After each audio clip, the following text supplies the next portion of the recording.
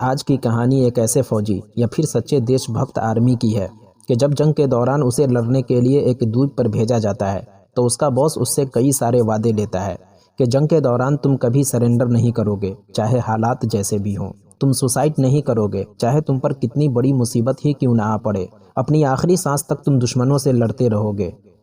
जंग में हमारी हार हो या जीत, लेकिन जब तक तुम्हें अपने बॉस का ऑर्डर ना मिले और जब तक तुम्हारा बॉस तुम्हें लेने के लिए खुद तुम्हारे पास ना पहुंच जाए, तुम अपने मिशन से वापस नहीं लौटोगे। चाहे तुम्हारा बॉस तुम्हें लेने के लिए 5 दिन, 5 महीने या 5 साल में तुम्हारे पास पहुंचे। फौजी भी एक सच्चा देशभक्त था। अपने बॉस के दिए हुए वादे को अपना आखिरी फैसला मानकर वो जंग पर निकल पड़ता है। जंग शुरू होती है और कुछ दिनों बाद ये जंग खत्म भी हो जाती है। इस जंग में उसका देश हार जाता है और दुश्मन उसके देश पर अपना कब्जा जमा लेता है। और इसी जंग के दौरान उसके देश पर 2 एटम बम भी गिराए जाते हैं, जिसमें लाखों लोगों की जानें हलाक हो जाती हैं। एटम बम के विस्फोट से इस देश के 2 बड़े शहर मानो दुनिया के नक्शे से ही खत्म हो जाते हैं। जंग खत्म होने के बाद ऐलान किया जाता है कि जंग अब खत्म हो चुकी है, हर फौजी अपने अपने देश लौट जाए। मगर इस ऐलान से उस फौजी पर कोई फर्क नहीं पड़ता। फिर जंगलों में पर्चे गिराए जाते हैं, जिस पर्चे में जंग के बारे में सारी चीज़ें लिखी होती हैं। इस पर्चे को ये फौजी पढ़ता भी है और इस तरह कई पर्चे उसके पास पहुंचते हैं, लेकिन इन सब के बावजूद भी वो अपने मिशन से वापस नहीं लौटता। उसे लगता है कि हो सकता है ये दुश्मन की कोई चाल हो, हमें जाल में फंसाने के लिए। हमें अपने बॉस का हुक्म अच्छी तरह याद है और जब तक हमें लेने के लिए वो खुद नहीं आते, हम जंग लड़ते रहेंगे। और जंग खत्म होने के बाद पूरे 29 साल बीत जाते हैं और इन 29 सालों में वो तने तनहा जंग लड़ता रहता है। दोस्तों, सच बताऊं, देशभक्ति की ऐसी मिसाल शायद दुनिया में दूसरी नहीं हो सकती। और फिर एक दिन जब उसका बॉस उसे लेने के लिए उसके पास पहुंचता है तो क्या होता है, आइए जानते हैं पूरी कहानी आज की इस वीडियो में। मगर उससे पहले अगर अभी तक आपने अपने चैनल रियल कहानी को सब्सक्राइब नहीं किया तो अभी कर लें, ताकि आगे भी ऐसे ही इंटरेस्टिंग और रहस्यमय कहानियों की नोटिफिकेशन आप तक पहुँचती रहे। तो चलिए वीडियो की शुरुआत करते हैं।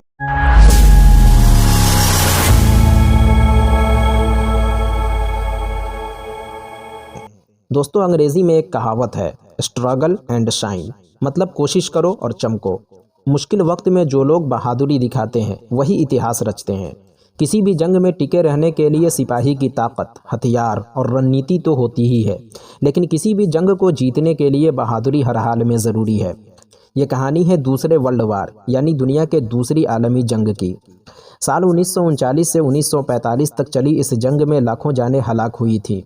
इसी वर्ल्ड वार 2 के दौरान जापान का रहने वाला एक नौजवान, जिसका नाम था हीरो ओनिडा, 18 साल का ये जापानी नौजवान इंपीरियल आर्मी ज्वाइन करता है और महज कुछ दिनों बाद ही ओनिडा की बहादुरी, अक्लमंदी और देश के लिए मर मिटने के जज्बे को देखकर उसे इंटेलिजेंट आर्मी बना दिया जाता है। वर्ल्ड वार 2 के दौरान जापान ने अमेरिकी नौसैनिक अड्डा पर्ल हार्बर पर अटैक कर दिया था।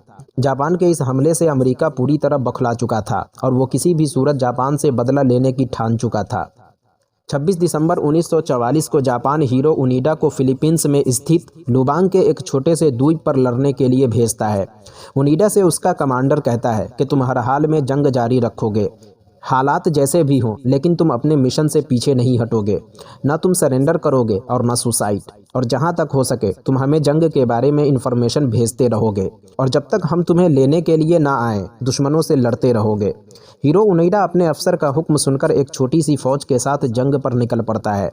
लुबांग के इस द्वीप पर जापान के कुछ आर्मी पहले ही से लड़ रहे थे। अब ओनिडा अपनी फौज के साथ इस द्वीप पर पहुंच जाता है और 4 से 5 दिनों तक दुश्मनों का डटकर मुकाबला करता है। लेकिन जैसे जैसे वक्त बीतता है, जापानी आर्मी कमज़ोर पड़ने लगती है। एक एक कर कई सारे जापानी आर्मी मारे जाते हैं और आखिर फौज का कमांडर हीरो ओनिडा अपनी फौज के साथ एक मशवरा करता है कि अगर हम एक साथ लड़ते रहे तो हम जल्द ही ख़त्म हो जाएंगे, इसलिए हम अलग अलग टुकड़ों में बंटकर दुश्मनों से मुकाबला करेंगे। 4-4 लोगों की ये टुकड़ी लुबांग द्वीप के जंगलों में बिखर जाती है और इस तरह छिटपुट जंग जारी रहती है और पूरे 1 साल बीत जाते हैं। इस दरमियान उसके कई साथी मारे जाते हैं। अब साल आता है 1945 का, जब जापान अमेरिका के सामने सरेंडर कर देता है और ये जंग ख़त्म हो जाती है। इसी जंग के दौरान अमेरिका जापान के 2 बड़े शहर हिरोशिमा और नागासाकी पर एटम बम फेंकता है, जिसकी वजह से करीब 5 लाख लोग मारे जाते हैं और दुनिया पहली बार एटम बम से हुई तबाही को अपनी आंखों से देखती है। खैर, जापान के सरेंडर करते ही वर्ल्ड वार 2 खत्म हो जाता है। लेकिन इधर हीरो ओनिडा और उसके साथियों को इसके बारे में कुछ नहीं पता। ओनिडा अपनी जंग को जारी रखता है। धीरे धीरे उसके कई साथी मारे जाते हैं, एक सरेंडर कर जाता है, एक को गोली लग जाती है। जंग में रहते हुए ओनिडा खाने के लिए जंगली केले और दूसरे फलों का इस्तेमाल करता है, जबकि खाने पीने की चीज़ों के लिए वो कभी कभी इस द्वीप से सटे गांव वालों पर हमला भी करता है। और ओनिडा के इस हमले से कई गांव वालों की जान भी चली जाती है। गांव वाले परेशान होकर स्थानीय पुलिस में इसकी शिकायत करते हैं, जिसके बाद हेलीकॉप्टरों के जरिए पूरे जंगल में घूमकर ऐलान किया जाता है कि जंग अब खत्म हो चुकी है, आप लोग जिस देश के भी सिपाही हैं अपने अपने देश लौट जाएं। ओनिडा और उसका साथी अपनी कानों से इस ऐलान को सुनता भी है, लेकिन इस ऐलान का उस पर कोई फर्क नहीं पड़ता। ओनिडा सोचता है कि ये सब अमेरिकी सेना की कोई चाल है और वो हमें अपने जाल में फंसाना चाहती है, और वो सरेंडर नहीं करता। धीरे धीरे वक्त बीतता है, लेकिन ज़रूरत पड़ने पर ओनिडा और उसका साथी अब भी गाँव वालों पर हमला करके खाने पीने की चीज़ें लूट लाता है। गांव वालों के कहने पर फिलीपींस की सरकार चॉपर के जरिए पूरे जंगल में पंफलेट गिराती है, जिसमें वही बातें लिखी गई थी कि जंग अब खत्म हो गई है, आप जिस देश के सिपाही हैं अपने देश लौट जाएं। इत्तेफाक से ये पंफलेट ओनिडा और उसके साथी दोनों पढ़ते हैं, लेकिन वो फिर भी सरेंडर नहीं करते। उसे लगता है कि ये सब उसे फंसाने के लिए कोई साजिश है। अगर जंग खत्म हो जाती तो जापान की सरकार खुद उसके पास खबर भेजती। ओनिडा का एक साथी सरेंडर कर देता है, दूसरे की गोली लगने से मौत हो जाती है। ओनिडा का अब सिर्फ एक साथी जिंदा बचा था, लेकिन एक बार गांव वालों पर हमला करते समय गोली लगने से उसकी भी मौत हो जाती है। अब ओनिडा जंगल में अकेला बच जाता है, लेकिन फिर भी वो सरेंडर नहीं करता। इधर ओनिडा का एक साथी जिसने सरेंडर किया था जापान पहुंचकर ओनिडा के बारे में बताता है कि ओनिडा अब भी जंगल में जंग लड़ रहा है। जब ओनिडा के घर वालों तक ये बात पहुंचती है तो वो काफ़ी हैरान होते हैं। फिर ओनिडा का एक भाई और कुछ लोग ओनिडा को लेने के लिए फिलीपींस पहुंचते हैं, और वहां की सरकार की मदद से एक बार फिर जंगल में पंफलेट गिराया जाता है, जिसमें लिखा था कि देखो मैं तुम्हारा भाई हूँ, तुम्हारा नाम हीरो ओनिडा है, जंग अब खत्म हो चुकी है, जापान अमेरिका के सामने सरेंडर कर चुका है, हमारे देश के 2 बड़े शहर हिरोशिमा और नागासाकी पर एटम बम के जरिए हमला किया गया है, जिसमें लाखों लोगों की जानें हलाक हो गई हैं। तो अगर तुम जिंदा हो और हमारे इस मैसेज को पढ़ रहे हो तो फौरन सरेंडर कर जाओ और हमारे साथ अपने देश लौट चलो। इत्तेफाक से ओनिडा इस पर्चे को पढ़ता भी है। वो सोचता है कि सरेंडर कर दूं, मगर यहाँ एक मसला होता है। दरअसल ओनिडा जिस तरीके से अपना नाम लिखता था, पंफलेट में लिखा हुआ नाम उससे कुछ अलग था, यानी उसके नाम के स्पेलिंग में कुछ गलती हो गई थी, और इसीलिए ओनिडा को शक होता है कि हो ना हो ये भी दुश्मन की कोई चाल हो। अगर मेरे घर वालों की तरफ से ये मैसेज होता तो वो ऐसी गलती नहीं करते और वो सरेंडर नहीं करता, और कभी कभी खाने पीने की चीज़ों के लिए गांव वालों पर हमला करता रहता है। थक हार कर फिलीपीन सरकार की तरफ से इस जंगल में कई ऑपरेशन भी चलाए जाते हैं, लेकिन किस्मत से ओनिडा हर बार बच जाता है। चूँकि एक लंबे अरसे से वो जंगल में रह रहा था और वो इस जंगल के चप्पे चप्पे से अच्छी तरह वाकिफ़ था, इसीलिए वो हर बार कहीं न कहीं छुप जाता। और अब 1945 से साल आता है 1950 का। जंग खत्म हुए 5 साल बीत जाते हैं, लेकिन ओनिडा अब भी जंग जारी रखे हुए था। ओनिडा को लगता है कि जब तक सही इन्फॉर्मेशन उसके पास नहीं पहुंच जाती वो जंग लड़ता रहेगा, और उसे ये हुक्म उसके बॉस ने दिया है। कुछ साल बाद जापान का एक शख्स वर्ल्ड टूर के लिए निकलता है, लेकिन इस वर्ल्ड टूर पर निकलने के पीछे उसके कुछ मकसद थे, जिसमें से एक ये भी था लुबांग द्वीप जाकर वो हीरो ओनिडा से मिलने की कोशिश करेगा। कुछ दिनों तक घूमने फिरने के बाद ये नौजवान फिलीपींस पहुंचता है और वहां की सरकार की मदद से ओनिडा को ढूंढने के लिए वो जंगलों की तरफ निकल पड़ता है, और आखिर कुछ दिनों की मेहनतों मशक्क़त के बाद उसकी मुलाकात हीरो ओनिडा से हो ही जाती है।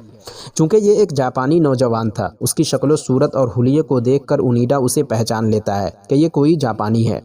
अब उस नौजवान की मुलाकात ओनिडा से होती है। अब ये जंग खत्म होने से लेकर अपने देश के सरेंडर करने तक हर एक चीज़ के बारे में बताता है। उसे सारी तस्वीरें दिखाता है, जिसमें हिरोशिमा और नागासाकी की तबाही की तस्वीरें भी होती हैं। लेकिन इतनी सारी चीज़ें देखने के बाद भी ओनिडा को यकीन नहीं होता, और वो कहता है कि नहीं, मैं सरेंडर नहीं करूँगा जब तक हमारे बॉस का हुक्म ना आ जाए। जापानी नौजवान जब ओनिडा को यकीन नहीं दिला पाता तो मायूस होकर वहाँ से अपने देश लौट आता है, और तब तक जंग खत्म हुए पूरे 25 या 26 साल बीत चुके थे। अब ये नौजवान जापान पहुंचकर ओनिडा के बारे में सारी चीज़ें बताता है।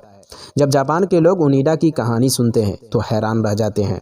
पता चलता है कि जिस अफसर ने ओनिडा को इस मिशन पर भेजा था उनका नाम मेजर तानी है, और अब वो रिटायर हो चुके हैं और वो अपनी किताब की दुकान चलाते हैं। मेजर तानी को ढूंढते हुए ये नौजवान उनकी दुकान पर पहुंच जाता है और उन्हें बताता है कि आपका एक फौजी जिसे आपने लुबांग द्वीप पर भेजा था वो आज भी जंग लड़ रहा है। उसे यकीन ही नहीं कि वर्ल्ड वार 2 ख़त्म हो चुका है। जब मेजर तानी ये बातें सुनते हैं तो वो काफ़ी हैरान होते हैं और अब मेजर तानी खुद फिलीपींस द्वीप जाने का फैसला करते हैं। फिलीपींस पहुंचकर मेजर तानी किसी तरह ओनिडा से मुलाकात करते हैं और उसे सारी बातें बताते हैं और फिर पूछते हैं कि अभी तक तुमने सरेंडर क्यों नहीं किया, हालांकि तुम्हें जंग ख़त्म हो चुकी है, इसकी खबर भी दी गई। ओनिडा कहता है कि हमें लगा ये सब दुश्मन की चाल है और मुझे हमेशा आसपास से बम की आवाज़ें सुनाई देती थी।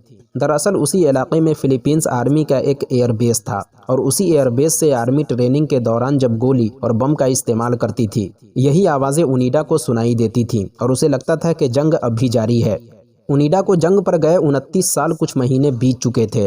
मेजर तानी के कहने पर ओनिडा फिलीपींस के सरकार के सामने सरेंडर करता है। पता चलता है कि इन 30 सालों में उसने लगभग 30 गांव वालों को मारा है, लेकिन इन 30 लोगों के कत्ल की वजह से उसे दोषी नहीं ठहराया जाता, क्योंकि ओनिडा के मुताबिक वो 30 सालों तक अपने देश के लिए लड़ता रहा, न कि किसी और मकसद से, और जंग के दौरान ये सब चीज़ें होती ही हैं।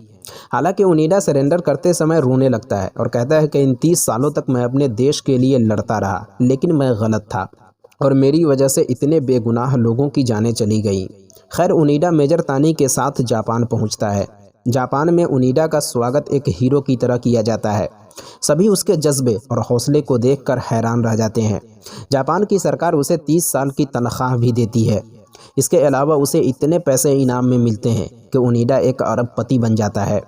बीते 30 सालों में जापान काफ़ी तरक्की भी कर चुका था और जापान का मानो एक तरह से पूरा कल्चर ही बदल चुका हो।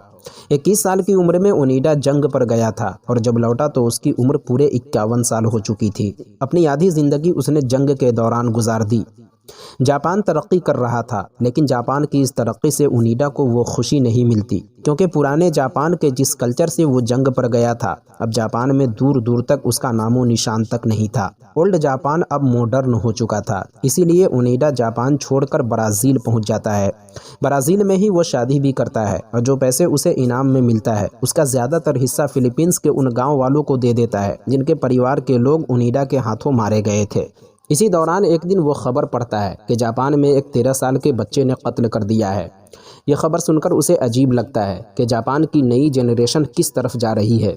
वो सोचता है कि कुछ न कुछ तो करना पड़ेगा, जिसके बाद ओनिडा सीधा जापान पहुंचता है और बच्चों को अच्छी ट्रेनिंग देने के लिए एक संस्था खोलता है, जहां वो जापान के न्यू जनरेशन को ओल्ड जापान के बारे में बताता है। साल 1996 में ओनिडा एक बार फिर लोबांग द्वीप पहुंचता है और उन परिवार वालों से माफ़ी मांगता है जिनके लोग जंग के दौरान ओनिडा के हाथों मारे गए थे। और फिर 17 जनवरी 2014 को 91 साल की उम्र में उसकी मौत हो जाती है।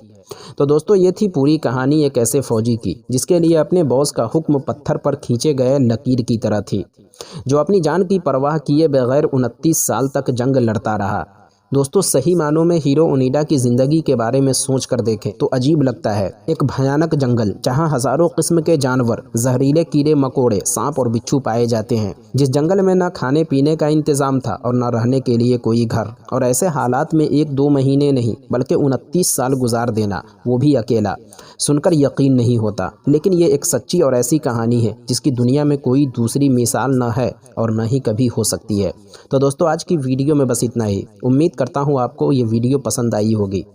अगर ये वीडियो पसंद आई तो ऐसे ही और भी वीडियोस देखने के लिए चैनल को ज़रूर सब्सक्राइब करें। मिलते हैं किसी नई वीडियो के साथ, जब तक के लिए अपना ख्याल रखें।